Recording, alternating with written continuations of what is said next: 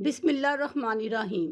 दूध के फ़ायदे और दूध के नुकसान। अगर दूध को ठीक मुकर्ररा वक्त पर ना पिया जाए तो ये 70 बीमारियों का सबब बनता है। इमाम अली अलैहिस्सलाम हर रात गरीब घरों में रिज़्क तकसीम किया करते थे। वैसे ही आप रिज़्क तकसीम करते करते एक जगह पहुँचे तो देखा एक शख्स दूध पीकर फौरन सो रहा था। बस जैसे ही इमाम अली अलैहिस्सलाम ने ये देखा तो आप फरमाने लगे, ए बंदा खुदा, याद रखना कि मैंने अल्लाह के रसूल से सुना कि दूध इंसान के जिस्म से जहर को खत्म करता है, हड्डियों को मजबूत करता है, आंखों को रोशन करता है और जिस्म की खुश्की को उभरने नहीं देता और बीमारियों के लिए दवा बनकर उसे जड़ से मिटा देता है। लेकिन ये याद रखना, ये तब होता है जब दूध को सही वक्त में पिया जाए, वरना यही दूध जिस्म के लिए बीमारियों की वजह बनता है। तो वो पूछने लगा, या अली, दूध किस वक्त पिया जाए? इमाम अली अलैहिस्सलाम ने फरमाया, अगर तुम दूध की शिफा से शिफायाब होना चाहते हो तो मगरिब की नमाज के बाद दूध पी लिया करो, ताकि दूध का असल फायदा हमारे जिस्म और आंखों को मुयस्सर हो जाए। तो आप भी जब भी दूध पिए मगरिब के बाद पिए, इंशाअल्लाह ये दूध आपके लिए बहुत फायदेमंद साबित होगा। इजाजत दीजिए, अल्लाह हाफिज,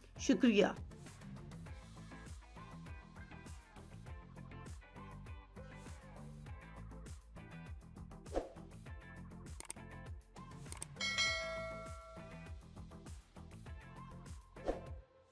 अगर आपको हमारी वीडियो अच्छी लग रही है तो हमारी वीडियोस को लाइक करें और अपने सब दोस्तों से शेयर करें और साथ हमारे चैनल ऑनलाइन रेमेडीज़ को सब्सक्राइब करना ना भूलिएगा।